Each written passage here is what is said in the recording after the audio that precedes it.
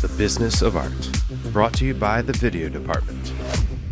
All right, so welcome to the Business of Art podcast. We are here with Melissa Walton, and you can probably tell that we're in a different location. Melissa, where are we today? We are at Cabin Creek Interiors Design Studio. Very good. And as you can see, it is absolutely gorgeous. Anytime we have an opportunity to be somewhere that is going to be visually stimulating, we take it. So thank you so much for having us. Oh, thank you for being here. So Melissa is, I believe, only the second guest of the pod so far from the BNI network. Woohoo! How long have you been a member? Since March. So Since March. I've recently joined, and it seemed like a good next step for my interior design career, which is also pretty new. And so I have been working in interior design for a year and a half. I recently finished a certification through University of Richmond, which is how I met Michael Mazeros that owns Cabin Creek. And he has sort of been my mentor and teaching me all of the ways here. And I've sort of brought my own natural, innate knowledge about design and color to the interior design community from my art. Yeah, so let's get there. Take me all the way back. How old were you when you first discovered your inclination for art? Well, I seem to remember being very young and loving to cut things with scissors, like paper. I remember my mom signing me up for art classes when I was 6 and 7 years old, and life drawing classes, and enjoying those. And all throughout schooling, I always was in art classes and finding ways to express myself creatively through visual arts. And when I got to college, I wasn't certain if I would want to major in art or go to an art school. I ultimately decided to go to a big university. I went to Virginia Tech and majored in business. I thought that would be best for me long term and keep art as more of a hobby. And so my path to get here has been not a straight line like most people. I worked with my business degree in sales for about 10 years. When I was 22, however, on a whim, I started taking an art class at a local Michael's in watercolor. And that sort of created my life of being a daily or weekly painter. And so I started with watercolors. I did that for about 10 years, and pastel is now my primary art medium. And I have been selling my art professionally for almost 10 years now, and I'm with a gallery in Richmond. I had been happy staying home with my kids, and they were very young when I sort of created this art niche in my life. And now they're older and have other interests, and I just felt like, okay, I'm ready to do something else and a new challenge and a new venture, and using kind of all of my skills and talents, how can I bring all of this together with art and business and do something that is fulfilling and creative? And so that's when, on a whim, I woke up one morning and said, I'm going to be an interior decorator. And so I got really lucky. My first Google search, lo and behold, there was a course starting in 2 weeks right down the street from my house at University of Richmond. And so Michael Mazeros is actually the designer that started that course, and that's where I met him. So it was a 9-month commitment once a week and a project at the end. And so that sort of kicked things off. And then, you know, as soon as your friends and family find out that you're doing this, everybody says, well, let me know if, you need any projects. Maybe you can help me with my kitchen, my office, whatever. And so I had a couple of small projects in the works to get me started that I was kind of doing for fun to test my design skills and build a portfolio. And so I had those underway, and I scheduled a time to meet with Michael. I said, hey, I've got some things in the works. I feel like I'm getting a little far ahead of myself, and so I just need to run some ideas by you. Do you have any office hours available? And so I ended up meeting with him here at his studio, and we ended up talking for 4 hours, and we had all of these really random connections. And so then he says, well, my assistant left. I don't know if you know anybody looking for a job. And I said, well, I don't know if I'm looking for a job, but let me think about that. And so anyway, a year and a half later, here I am. And so it's worked out really well. We now have a team of 4 of us here at Cabin Creek, and everybody works very well together and complements each other's strengths. And so it's a very cohesive group. And we recently went to High Point together to market, which is sort of our mecca. What's High Point? High Point, North Carolina is the furniture capital of the world. And so we spent 4 days there going to it's basically our trade show. And so going to furniture showrooms and talking to our vendors and our reps about production times, production quality, sourcing materials, seeing the latest innovations so that we can bring home the best things for our clients. And so... Where is it? It's in High Point, North Carolina. Sure. High Point, North Carolina. What's the nearest big city? Greensboro. Okay. And so it's maybe 20 minutes from Greensboro. Yeah, about an hour from Durham and the Triangle and all that stuff. Yes, yes. So about 2.5 hours south of where we are here in Colonial Heights. I was just randomly at the Comedy Zone in Greensboro. Wow, okay. I was traveling from Charlotte to Chapel Hill. I was with some friends in Charlotte, and then there was a wedding, and there's a day in between where I didn't have anything to do, and it didn't make sense to drive back to Richmond. Mm-hmm. So I'm a big stand-up comedy fan, and I looked up, and one of my favorite comedians was at the Comedy Zone in Greensboro, which is the most random place, in the middle of nowhere. Who is your favorite comedian? Well, he's one of them. His name's Pete Lee. Oh, okay. I'll need to look him up. He's very funny. He's very wholesome. His handle on Instagram. Wholesome? That's no fun. I know. Well, it's that, and that's the challenge, isn't it? There's a few, one of the biggest comedians in the world, Nate Bargatze. Do you know who that is? He's completely clean, no cursing. Oh yeah, and he's truly he does stadiums now. Oh, that's great. No, I love Chris Rock. My kids have seen Chris Rock Not on clean. Netflix. I can't take them, but yeah, not clean, but also hilarious. I mean, yeah, he's the man. Yeah, he's the GOAT. Yeah. So what were you doing in the year and a half when you first interviewed when you first talked to Michael and when you started? I was working as his assistant, and so kind of learning the ropes. You started right then. Yes. And so I started in January a year ago. And so it's been I think I started maybe January 2nd or 3rd or something. And it was a little nerve-wracking. It was my first time being back to work in 10 years or so. And this was a totally different type of environment. I had always worked in white-collar, boring office parks.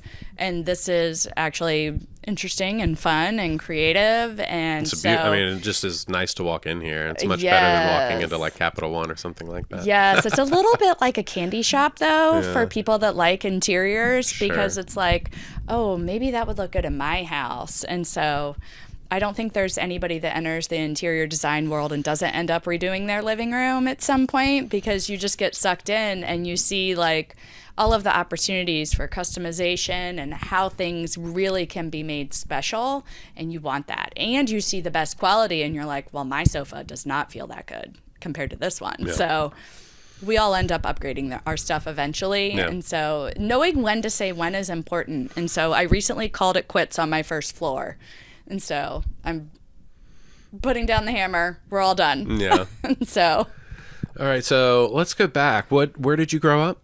I grew up in, I think of Winchester, Virginia is where I grew up. We moved around a little bit for my dad's job. Is that where the apple Blossom? Apple Blossom? Yes. Yeah. And so I lived there until I was 16. Very charming. Were you in the town or We lived in the county. Yeah. We were county kids. Yeah. And then when I was 16, I moved to Richmond. I went to St. Catherine's as a boarding student. Oh, okay. I might be shooting something at St. Catherine's this summer. Oh, that's wonderful. Yeah, they have a brand new theater. They do. They have a great theater. Yeah. Joni is their program, right? Theater and dance. I'm working with like whoever is in charge of renting the space, like yeah, the but more their program administrative is person. named Joni, I think. Oh, the I can't program is remember. named Joni. I thought you were saying that's the person's name. No, and St. Catherine's was actually a great foundation for my love of art. They were so supportive, and that was part of the reason that I chose that school.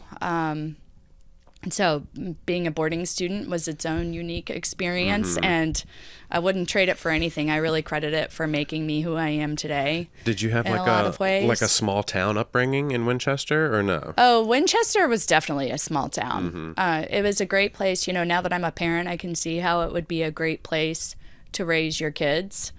For me, I wasn't really able to sit still, and it wasn't as good of a fit. I tended to get lost in the crowd in public school, and so I really benefited from private education and having somebody lay down the law.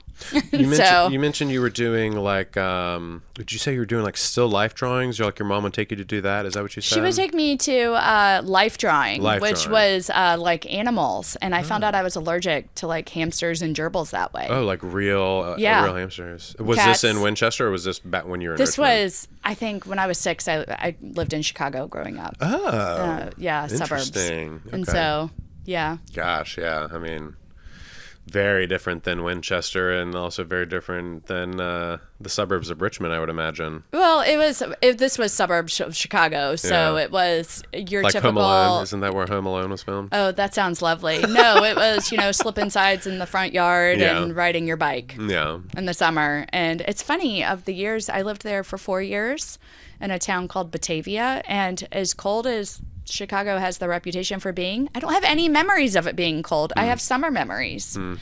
And so, yeah. Interesting. How far outside of Chicago is Batavia?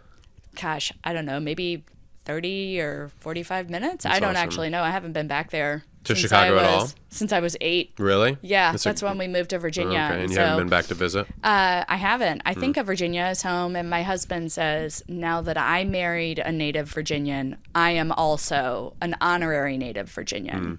And so. That's awesome. Yes. You are. Do you have any interest in going back to visit? Not really. Yeah.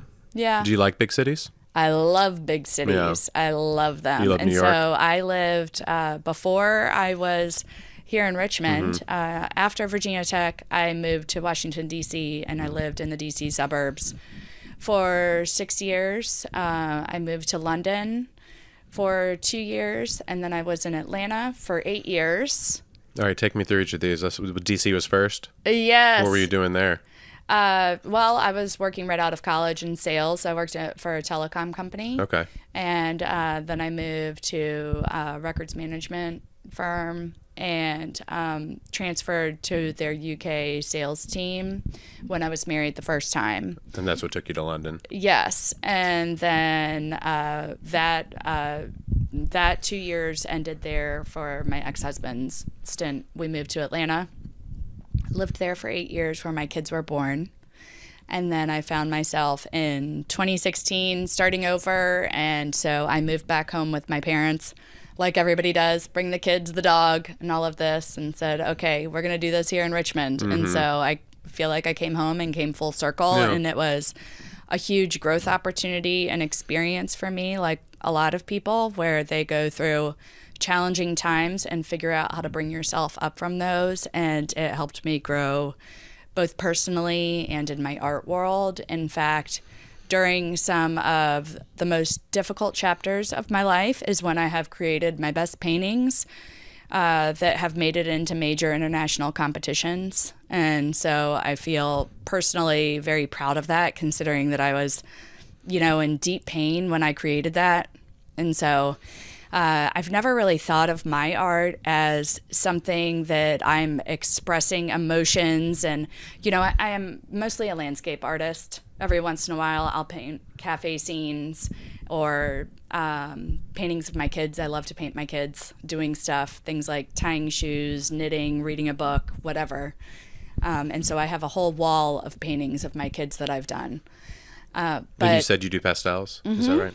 Yeah, soft pastels. I'd like to clarify a misconception that they are not chalk, and it is not oil pastels. These are soft pastels, and so they are made of pure pigment with a little bit of binder to hold them together in a stick form. And so sometimes they're rectangular, sometimes they're square, sometimes they're like oval or like an oblong, like a roll.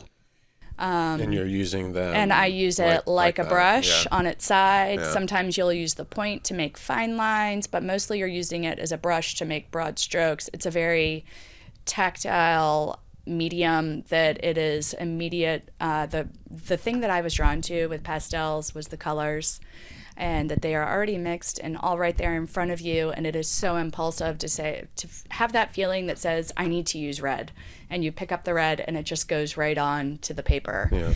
And so I paint on sanded surfaces, sanded paper, sanded panels, and so feels like sandpaper, but it's actually an archival quality. And what do you mean by that, an archival quality? That it won't fade with light exposure or over time. Gotcha. And so it's museum grade, and so my paintings will last forever. Love that. And so, but I've always thought of myself as sort of, I'm painting a photograph and I'm just finding my way to represent that. Yeah. I consider myself a contemporary impressionist. Uh-huh. But I do think there is a lot of an emotional outlet in that. And so it's been an interesting world trying to figure out how to market your art, stay true to yourself, navigate the world of sales with art and a creative product, and how to differentiate yourself. And, a lot of artists feel struggle with self-promotion, and I'm no different. And so that's something that you just have to walk up and say, hi, I'm Melissa Walton. I did this. I'd like to talk to you about it. And so it's been interesting with interior design.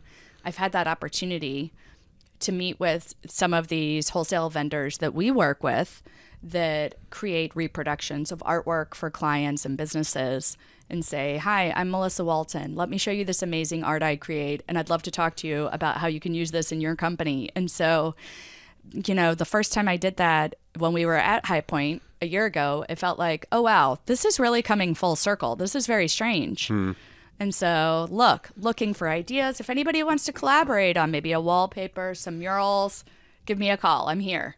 Great. Yeah. Shout it out. So what are some of the challenges that you face when trying to sell your own art?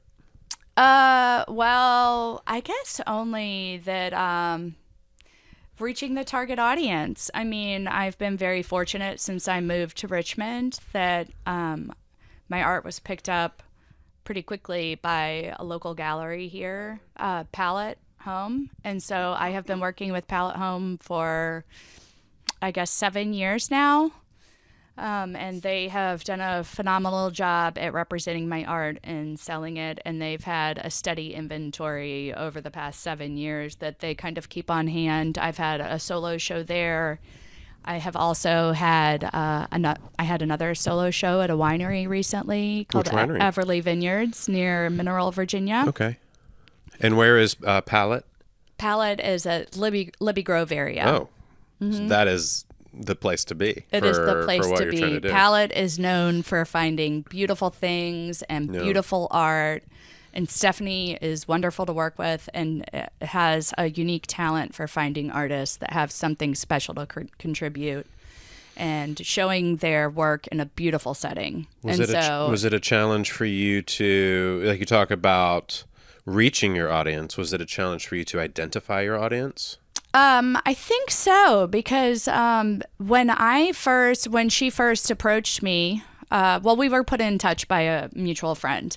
And when I first contacted her, I was sort of thinking in my head, wow, this stuff is so pretty that she sells here. She wants my stuff.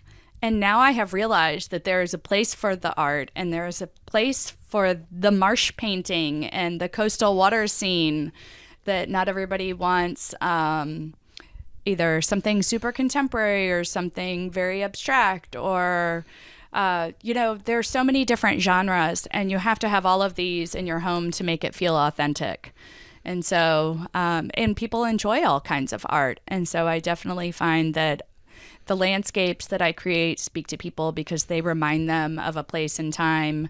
And I feel like most of what I paint with landscapes are sort of the moments that make you take a deep breath in and a full exhale, and you just feel totally at peace. And so I love painting skies and sunsets and water scenes. All artists, I think, are drawn to water, but I particularly am. We spend a lot of time on the Rappahannock River, and I've been very lucky to spend days painting on the shore there and observing the landscape and the marsh and nature and being dropped off on a boat with my easel and just making a day of it. And so a lot of people haven't had that opportunity, and it makes me so happy. I recently did a plein air event for a week in Deltaville, Virginia, through Allure Art Gallery, and that was a wonderful experience. That it was funny. It felt like I'm working. This is working. My toes are in the sand.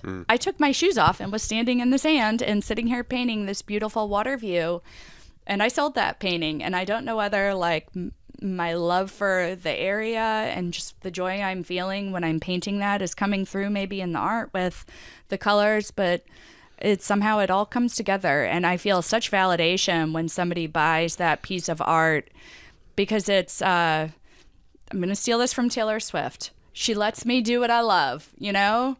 Everybody that buys that piece of art is letting an artist do what they love and make a living at it. So I always appreciate when somebody buys something from me. I contribute to local art auctions for charities, for charity fundraisers, and oftentimes I'll be contacted by somebody that has been outbid and says, hey, can you make me another painting just like this one? And I'm always happy to, because I put in paintings of places that I love, and I love to paint them and recreate them again. I'm going to ask you a question, and I'll ask the question, and then I'm going to tell a story, and then I'll take your answer to the question. How is it possible for an artist, a fine artist, to earn a living, full-time living as an artist, especially over time? And I'll tell you a story about one who I know who I think it's like a diamond in the rough story. It's like a 1 in a million story. Basically, he does maritime paintings and beautiful oil. My family has a couple up, and he was contracted by, I don't know what kind of company it was. Let's just say it's a big insurance company that had like a 6-story building, and they needed art for the entire building. And so he did over 100 of these paintings, and that basically sustained his family for 20 plus years, that job. And I'm sure it took him multiple years to do it. How old was he when this happened?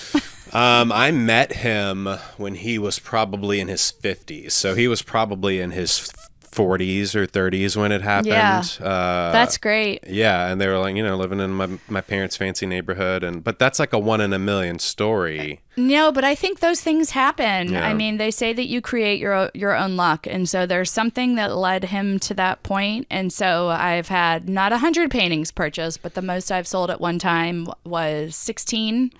Actually, to an interior designer that was working on a project for a financial office, small boutique firm. Is this before you were an interior designer? Yes. That's cool.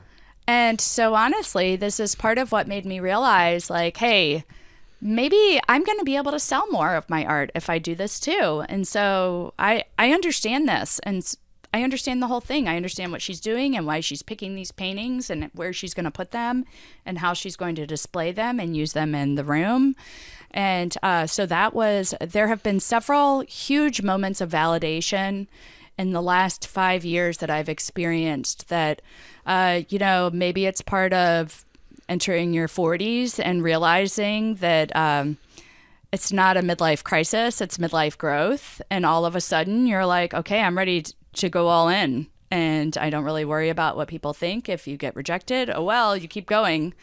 And so ever since that was a big moment when I sold those 16 paintings, there was another time I did a series of orchid paintings, and they were all, I submitted 10 huge orchid paintings to palette, and I sold 6 of them to one person the first week, and that was huge. And that was, you can still go to the dentist at and see them here in Richmond. What dentist? And I want to say it's James River Family Dentistry. Sure, yeah.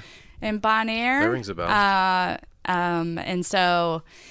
That's cool. Yeah. I mean, the validation to know that somebody walks in and goes, I need all of those. Yeah. It felt so great. Yeah. And so, because that was especially a series that was a different subject for me, I don't paint a lot of florals. Mm-hmm. And the orchid series started because my husband grows orchids. Mm-hmm. And he's really good with plants and takes care of all of the plants in our house, where I don't know anything about him. I only know from watching him what he does to them. But it was something that I didn't realize how much of a difference plants and flowers are going to make in home decor. And so I designed our bathroom around his whole display of orchids. And when they would bloom, I would start taking pictures of them in the bathroom next to my bathtub when we renovated that room. And so I created all of these huge 30 by 40 paintings of orchids, huge close up. And so it was more, not really abstract, but just a different subject for me instead of a tight landscape painting. And it was really fun. And I got to use lots of colors that I don't normally use. And so... And you use the same pastels? I still used pastels. And that was a lot of validation to see that somebody else was enjoying them as much as I did. And so... What would you say is like a percentage of the work that you have sold that has been commissioned versus just has been from your heart? That's interesting. So, I mean, I would say maybe 20% is commission. Not a ton. I do a lot of small studies, and those are easy to sell online that people know that they can buy those for reasonable prices. What's a reasonable price? Depending on the size, somewhere between $300 and $600. Okay. Or something. What are those sizes? Like, it depends. Look, if I tell you all my pricing online, then I'm going to have to stick to this for the next 10 years. Yeah. So we'll do a little asterisk. Yeah. Prices may vary. Prices may vary Also, with time and inflation over the years. And if this podcast gets like 1 million views, we're going to have to raise those prices. In 2024, I charge $600 for a 12 by 16 painting. Perfect. That's a great way to qualify it. There you go.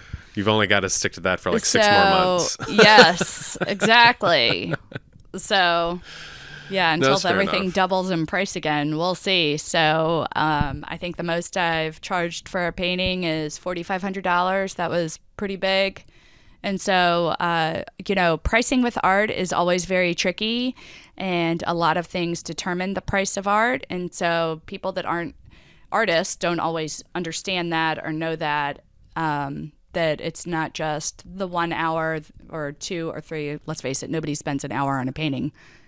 4 to 20 hours, depending on the size, the subject. I'll spend a lot more time on something that's in the portrait category than I will on a landscape. I'll spend maybe 2 hours because, I can know them like the back of my hand. But it's the 20 plus years.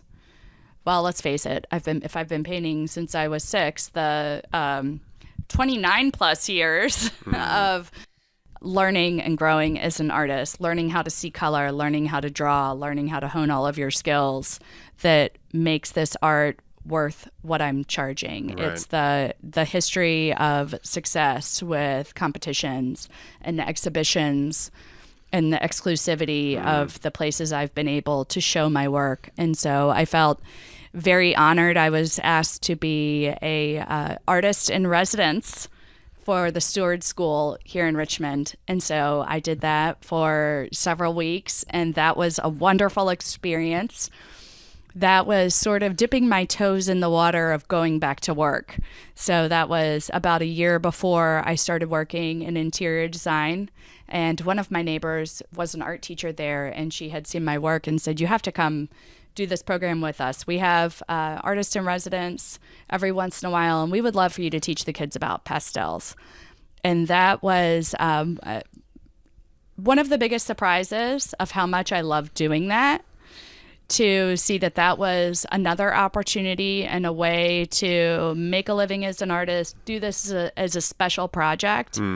I would say the most important thing that I have learned selling my art is that just like everything else in life, it's not a straight line. I'm never going to be a single stream source of income with art. It's always going to be you're dipping your toes in this, you're dipping your toes in this, you're getting a commission from this, somebody hired you for this.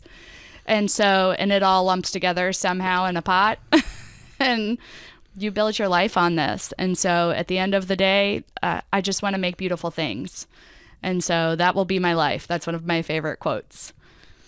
Have you always had that attitude about it? Like, it's not necessarily, like, you're not necessarily fully in the pursuit of it being your full-time income, or is that an evolution?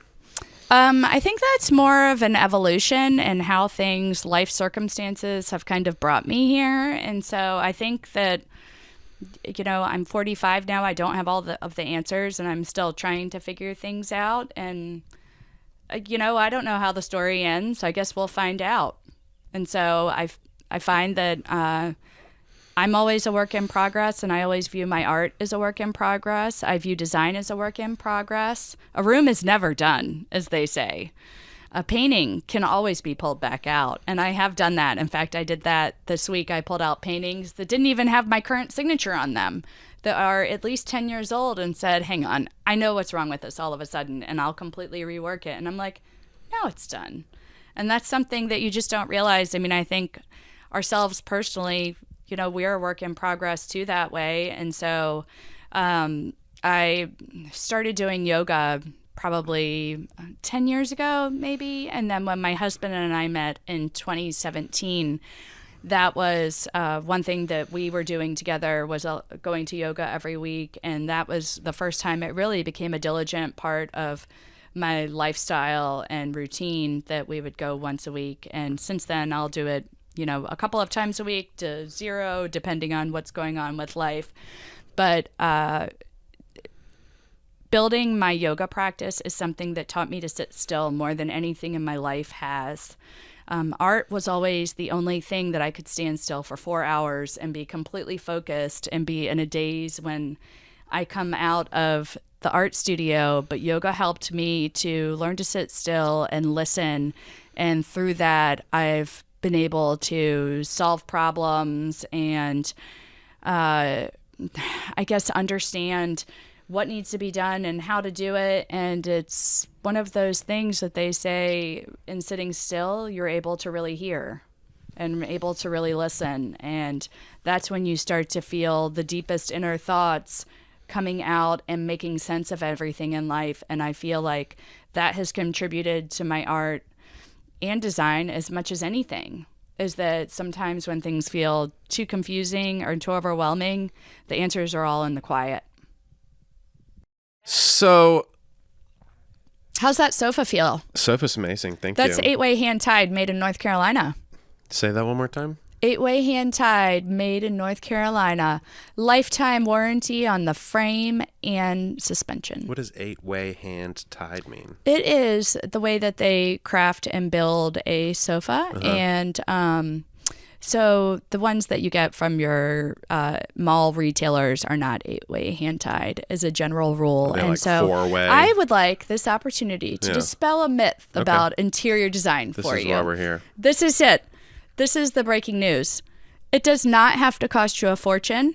Anybody that is going to the mall and shopping is going to be spending money on things. We can create beautiful custom items at reasonable prices that customers don't realize. I think that they view interior design as kind of intimidating and something that's very bougie, but it's sort of like if you go to your local wine store. We love Corks and Kegs here in Richmond.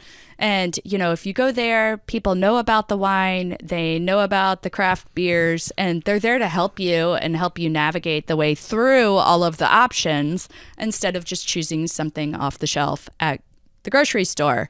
And so interior design is definitely the same kind of animal where we know what to point you towards. We can narrow down the choices for you. We know what you should avoid. We know which fabrics to put on the sofa. We can help you spend your money in ways that you're going to get the most out of that piece of furniture for years to come. So a sofa like that, lifetime warranty, you can have it reupholstered. You'll never have to get rid of it. Lifetime warranty. Lifetime warranty on the frame. Gotcha. Get it reupholstered. Right. Yeah, that makes sense. So, and if you choose the right fabric, then it's going to be fade-proof, sun-proof, durable. Mm-hmm. Then, you're going to be stuck with that sofa a long time. That's the goal. Yeah. Mm-hmm. That's the goal. Mm-hmm. How does your artistic side get brought out when you're doing interior design? That's my favorite thing to talk about. Great. I get so excited about wallpaper and paint colors and fabric choices. And that is when I think the studio here at Cabin Creek is the most alive, when Michael walks in and says, okay, we have a new project. This person is coming in tomorrow and she needs 2 sofas and a chair and a rug, and she needs to know what color to paint the walls, and she needs lighting, and let's pull it all together for her. And Leslie and I go crazy and start pulling things and showing them to Michael and coming up with ideas, and everything gels together. And I think that they would agree that that is like definitely the most fun here in the office when we get to pull all of this stuff together. And then again, it is so validating when the person says, I love it. Mm-hmm. Let's do it. And so even if they don't do all the rooms, at one time, they start with one and it's like, that's everything we picked. It feels good, and it's going to look so great. And so it's sort of like, how gratifying vacuuming can be? It's like that. Like when they choose all of your stuff and then you see it built and created and installed, so gratifying. You're like, yes. Yeah. You know what? It didn't cost me anything. Right. And that's even better. Mm-hmm. So. Where do you draw your inspiration from? Well, in my own house, that would be a different answer than the customers. A lot of times the clients will give us a direction. Mm-hmm. And so they will, a lot of times be drawn to a certain color palette or have a certain aesthetic about things they like. Sometimes people like things that, very traditional. Sometimes they want it to look very clean and modern. Sometimes they want very monochromatic. Sometimes they say, I want big patterns everywhere. And sometimes it's more of a tribal or a lot of texture. And so we're always trying to make sure we're finding something that reflects exactly what the clients like. And are you like pulling from like famous artists? Are you pulling from magazines? Like like if somebody comes and like, let's say they want something modern, let's just start there. Like where are you going to source your inspiration? Well, we're going to know, if we're looking at furniture, we're going to know which furniture lines we're going to start with. And a lot of times we'll look, and if a customer comes to the studio, this is the best place to have a first appointment because we can go through all of our catalogs. We have a huge sample library of fabrics for both upholstery, window treatments. We have everything here. This is where we're going to start with our inspiration and see what the customer's drawn to and use that as our building block. Sometimes we'll start with the rug, and we'll put a lot of color in the rug, and then we'll pull together pieces that work with that and choose the color of the wallpaper to complement that. Other times, they've got a lot of things in place and we're working with what's already there and finding things that fit in. I mean, in a perfect world, we would all start with a blank slate and have an endless bank account, right? Bottomless bank account. But that's not, the way it is. And we live in the real world. That's how your life is? Yeah. No. So, I mean, as interior designers, we live in the real world too. And so we have to budget and plan for our purchases and figure out what's going to make the biggest impact in the room. And so I personally have looked at a lot of my own designs in my own house as this is a work in progress, a collected impression, if you will, of things that I've created these vignettes over time. And so they represent things in my life, people in my life, experiences. And so when my husband and I got married, he and I have sort of different tastes. He's eclectic in a different way than I am. And he had a lot of really interesting antique pieces that the one thing we have in common is that we both inherited a lot from our grandmothers. And so it works out well that Grand Millennial is a thing. But I like to integrate traditional aspects of design with more contemporary pieces. I like contemporary lighting, but traditional furnishings, and I like colorful art, and I love chinoiserie. What's that? That's chinoiserie. It's traditionally the Chinese, like the Asian blue and white pottery that's sort of like a toile type pattern or Chippendale bamboo type thing. And so, but it comes in different colors. And so it's just like a really classic element to work into design, and it comes in different color palettes. And so I have one room that is based around blue and white with that. And so blue is the color that works for everybody. I don't know if you knew that. And it comes in a lot of different versions. And so pick your blue and start there if you don't know. Are you a navy blue guy? Are you a slate blue? Are you a soft some blue blue? pants, and my wife talked me out of it. I'm going to have to give her a hard time about that. Because everything they make for guys is blue. I don't have a lot of blue, though. Really? I have a lot of black.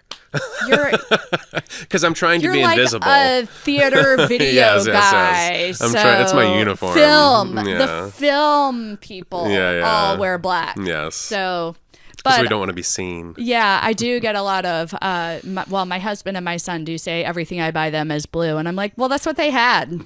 So that's what you get. That's funny. I branched out and started buying them green when it's an option. Where do you shop for the men in your life? Oh my gosh. Well, my son is 11, so he gets a lot of Old Navy and Target. So hey, no shame. I we'll have see. a lot of Old Navy and Target. If he ever, stops growing, then maybe he'll get something more interesting. Yeah. If he ever cared, maybe he would get something more interesting. I'm not sure that he does. He just wants to go out and play with his Frisbee or his basketball, whatever. Yeah. My husband really has great taste in style and clothes, and so he likes things that are interesting and different, and he always says don't shop for me, but I tend to do it anyway. But if I buy him anything now, it's really from like a boutique that I was at and I saw a really cool shirt or something like that, and I'll pick it up, and it's like a linen paisley and like warm tones, like something that nobody else has. He likes one of a kind of stuff. It's one of a kind like he is. Today is his birthday. Oh, shout out to Joe Walton. Happy birthday. Joe, happy birthday. Is he Joseph? He is Joseph. Yes. Yeah.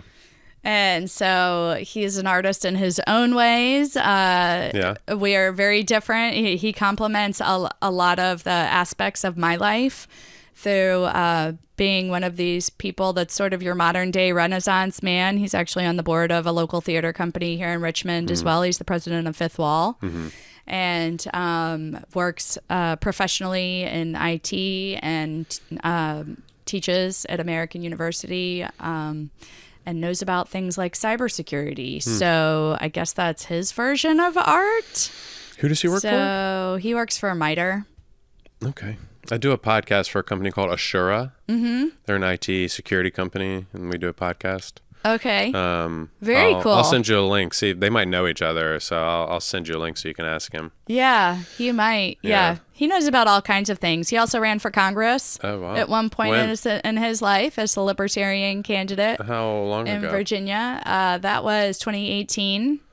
Okay. He ran 7th District with Spanberger and Dave Bratt. Okay, yeah. And I do kind of remember that. He has a PhD in public policy, so he loves all of this stuff. I say he's the doctor of red tape. Okay. So. Jeez. I don't know. Is that nice? Yeah. Okay. It's great. Look, he really loves filling out forms. Okay. And like applications. So we had to navigate some erosion issues with our house and with your river house. Yeah, with the coastline, and we wanted to do everything in like a mindful way to Did you do a living shoreline? We did a living shoreline. That's what I'm doing a video on right now. Are you? Yeah. Well, very cool. I have a proproperty. You should come visit for honestly, an example. Yeah. That'd be great. We'd love to have you down. If we need to, I'll let you know. We've done 2 shoot days already. So yeah. Oh, that's awesome. Yeah. And in fact, he knows. We worked with some of the local organizations. I want to say it was the Chesapeake Bay Foundation or Friends of the Rappahannock for local grant money to finance the project, which was wonderful. Because it was a win for everybody, and so one of the things that has become near and dear to our hearts that didn't realize it was such a big deal was health of the bay here in Virginia. And so especially, in the shoreline, yeah. Yes, we're on Carter Creek in Whitestone, and we want nothing more than to see that area stay healthy and the water to be clean. And did you know when John Smith was like around here on the Rappahannock or the James River, you could see the bottom at 40 feet and the water was totally clear, like the Caribbean. Yeah, that makes sense. That's crazy. And look what we've done to it. And so, we care about our crabs and our oysters. Do you guys have oysters? We have oysters, but you actually can't eat them out of our creek. Because of toxins or something like that? Yes, they say that the bacteria levels in the creek, because we have commercial properties that are on the creek. And so maybe if you grow enough oysters so they'll help clean the water and then eventually be able to eat them. That's a bummer that you can grow them but can't eat them. To be fair, Joe and I both agree, we don't need to eat the oysters off of our own dock anyway. We are perfectly happy paying for them to show up already shucked or roasted and or, eat them at a restaurant. Rockefellered. Yeah, however you want to do it. So, no, but it's funny. Like, I never ate oysters growing up, and I didn't even eat oysters until 4 years ago when we moved there and started spending time in that area. And now we love oysters and my kids eat oysters. And I mean, you have never seen kids get excited as when you take mine to an oyster roast and it's all you can eat buffet. Interesting. So that's like one of the traditions that we've done a couple of times now. And the kids get really excited when they hear it's oyster roast weekend. So we recently went to one at the Tides Inn with them, and they learned to shuck their own oysters, which is great because then they can do it for me.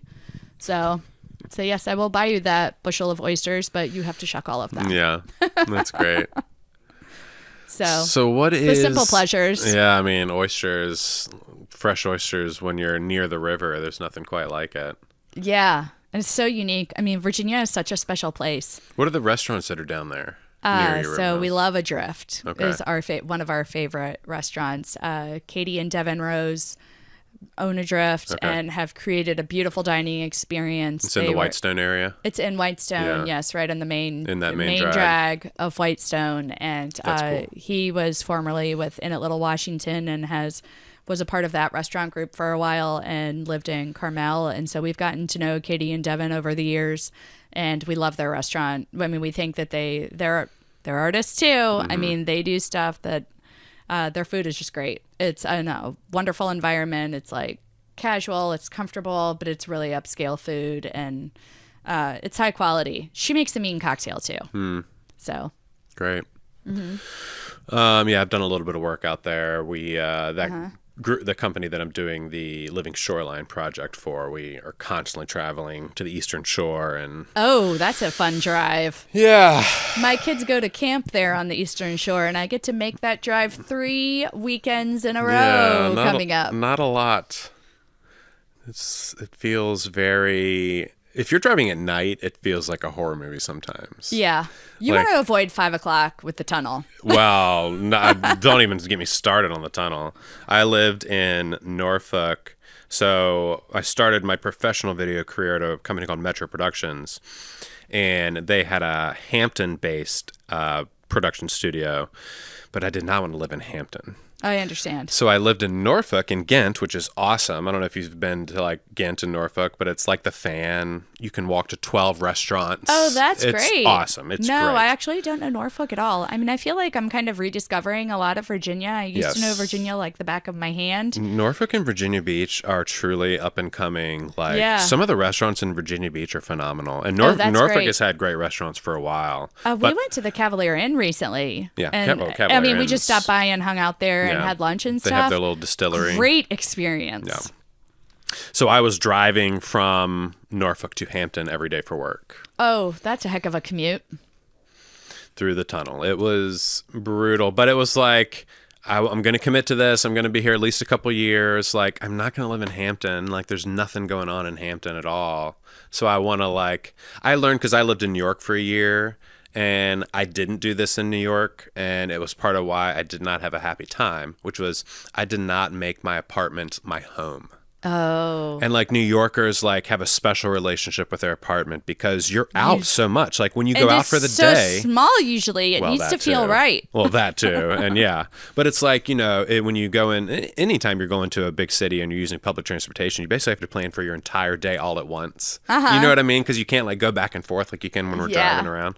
And so, yeah, you just got to like really have that place that you're coming home to at the end of that long day be a respite, be a what's the word I'm looking for, like a sanctuary, of safety for you. I did not do that in New York. I was only there for a year, and I was in 4 different apartments in that year. Oh my gosh. Well, yeah, I used to go visit my sister a lot in New York. She lived there, and I never had to deal with finding the apartment, and so it was great to have a pull-out sofa to go stay on whenever I wanted to go. What borough was she in?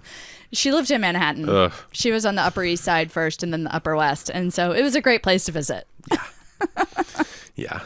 Do you visit New York often? No. So the last time, I used to go a lot in my 20s when she lived there, when I was young and single still, and but she lives actually in my neighborhood now. And so, I live in her neighborhood. She got there first. I recently Joe and I took our kids. We have 4 kids. We took all of them to New York for our family vacation to take them on a trip. That was their Christmas present a couple of years ago. Do you see some shows?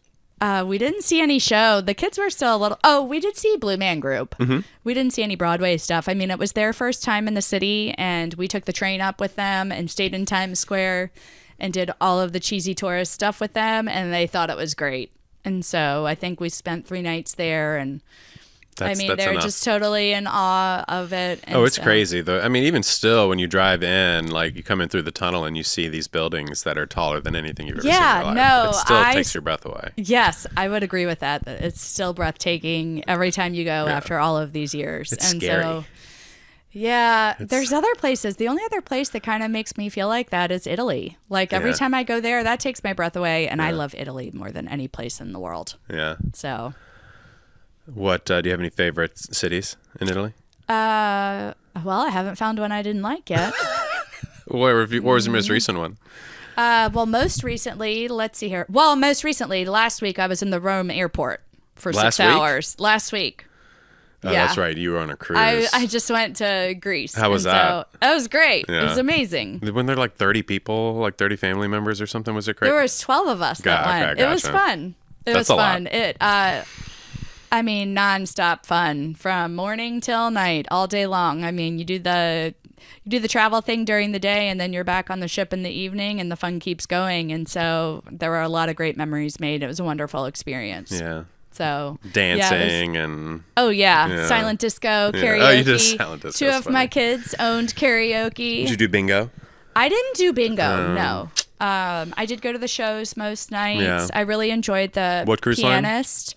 We were on Celebrity. Okay. It was a great time. And so a friend of mine, a Richmond theater person, does all the casting for Norwegian. Oh, really? Yeah. So that's so cool. Did they recruit from VCU maybe, or he goes all over? Oh, wow. They go to Australia. They go to London. They go everywhere. Yeah. He's got a great gig. I think that would be fascinating to have a job that you travel so much with, but exhausting. And honestly, it's not practical for like when you have a family and 4 kids and all this. So I have found myself that all roads have led to kind of where I was meant to be, that now it's all of a sudden all these broken paths, and it's Joe and I on a street that ends in a cul-de-sac with 4 kids and 2 dogs. Here we are. Yeah. The car top carrier on top of the SUV. Yeah. You know? I mean, that's sort of a good place. We're almost at an hour. That's sort of a good place for us to start wrapping up. I wanted to ask you, about the future. What do you think the future holds for? And give me 2 answers. Maybe they're the same, but what does the future hold for Melissa, and what does the future hold for Cabin Creek? Oh gosh. And this could be the dream scenario too. Dream scenario? Yeah. What do you hope happens for you and Cabin Creek in the future? I would love to find a way to integrate my art more with interior design, and maybe collaborate with somebody to create maybe a series of murals or wallpaper or fabric. I find that fascinating, seeing how that process is done.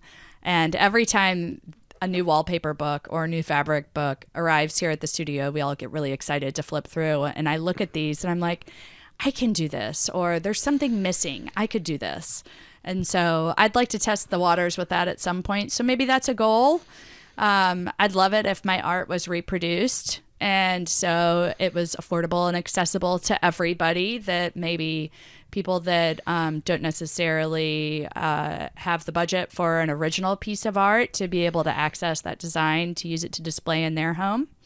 So that's an option too. How does that work? And is that just something you do? Like you pay to have it done and then... Well, some artists will work directly with a print company to do that, and they'll do a high quality scan and choose the surface that it's printed on for reproductions. I mean, in oil paintings, they create giclées. And so it would be the same as like reproducing a watercolor, like is behind your head or something with pastel. So you just want to make sure it's on a quality surface that mimics the actual paper surface that you're working on. And so, I don't know a lot about that yet. And so that's something I'd like to maybe learn more about down the road. Yeah. And I've got a portfolio together that I've showed to some companies to talk to them about reproduction. So, I mean, we'll see where that goes. I don't know.